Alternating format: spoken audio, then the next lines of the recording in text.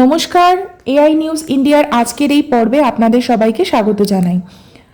আজকের এই পর্বে আমরা যে বিষয়টা নিয়ে আলোচনা করতে চলেছি তা আমাদের 2026-এর আসন্ন নির্বাচনের খুবই গুরুত্বপূর্ণ একটা বিষয়।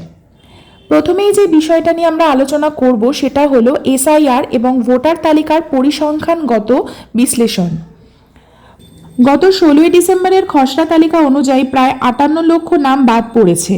এর মধ্যে 24 লক্ষ মৃত ভোটার, যাদের মধ্যে 80 থেকে 85% ভোট সাধারণত পোল বলে দাবি করা হয়েছে। এটি স্পষ্টতই একটি ভোট ব্যাংক হারানোর ইঙ্গিত।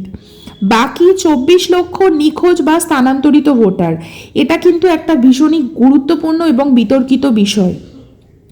মুসলিম অধ্যুষিত এলাকা যেমন মুর্শিদাবাদে নাম বাদ পড়ার হার মাত্র 4.84%, যেখানে মতুয়া অধ্যুষিত বা হিন্দু প্রধান এলাকায় এই হার 15 থেকে 20% পর্যন্ত। এবার আমরা যে বিষয়টা নিয়ে আলোচনায় আসব সেটা হচ্ছে মতুয়া রাজনীতি এবং সিএএ এর দোটানা।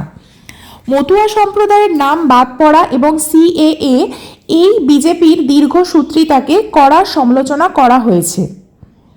শান্তনু ঠাকুরের বিতর্কিত ভালো কাজের জন্য স্যাক্রিফাইস মন্তব্যের উল্লেখ করে বলা হয়েছে যে অনেক মতুয়া ভোটার হয়তো 26-এর নির্বাচনে ভোটই দিতে পারবেন না। তৃণমূল এই সুযোগে প্রচার করছে যে সিএএতে আবেদন করা মানে নিজেকে বিদেশি হিসেবে মেনে নেওয়া, যা এক ধরনের মনস্তাত্ত্বিক যুদ্ধও আমরা বলতে পারি।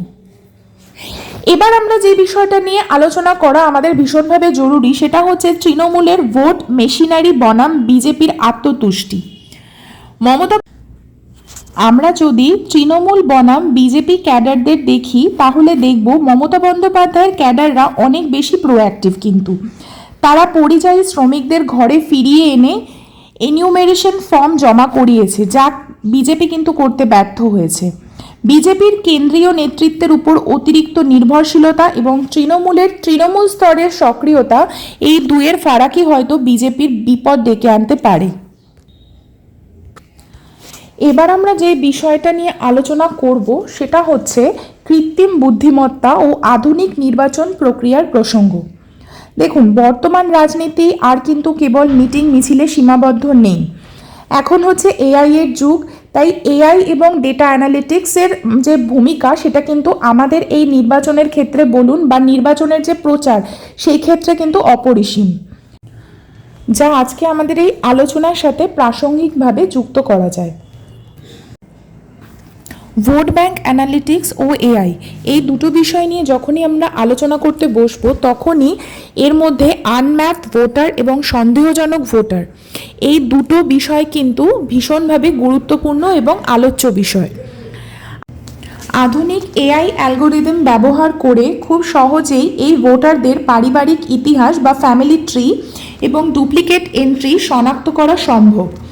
নির্বাচন কমিশন সম্ভবত এই ধরনের তথ্য প্রযুক্তিকেই ব্যবহার করছে বলে বিপুল সংখ্যক অসঙ্গতি ধরা পড়েছে। আজকের আলোচনার মূল যুক্তি হলো বিজেপি মনে করছে যে ভোটার তালিকা থেকে অনুপ্রবেশকারীরা বাদ পড়ছে, কিন্তু পরিসংখ্যান কিন্তু উল্টোটা বলছে। বাদ যাচ্ছে হিন্দু এবং মতুয়াদের নাম, কারণ তৃণমূলের প্রচারের কারণে ভয় পেয়ে নথিপত্র অনেকেই জমা দেননি, অথবা বিজেপি তাদের কিন্তু সাহায্যও করতে মাঠে নামেনি।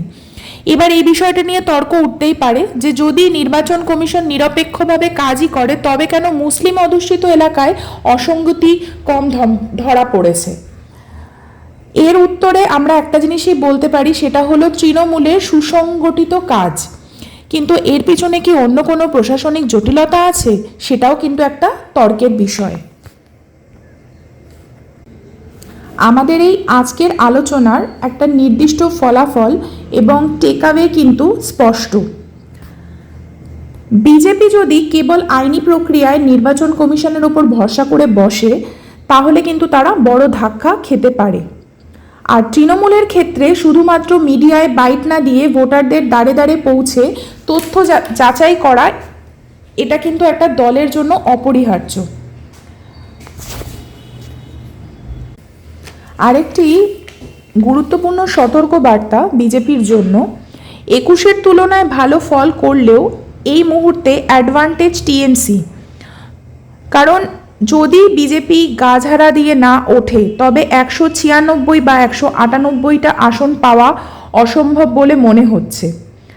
সামগ্রিকভাবে অন্ধবিশ্বাসের বদলে তথ্যের ভিত্তিতে রাজনীতি আমাদের বিচার করতে শেখায় এবং সতর্ক করে যে নির্বাচনে শুধুমাত্র জনসভায় হয় না, ভোটার তালিকার প্রতিটি নামের আড়ালে লুকিয়ে থাকে এক একটা জটিল রাজনৈতিক চাল। এআই নিউজ ইন্ডিয়ার আজকের এই আলোচনা পর্ব এখানেই শেষ করছি। আগামী পর্বে আসন্ন 2026-এর নির্বাচনের জন্য অন্য কোনো গুরুত্বপূর্ণ একটি আলোচনা নিয়ে আমরা আসতে চলেছি। ততক্ষণ ভালো থাকবেন, ভালো রাখবেন। ধন্যবাদ। জয় হিন্দ।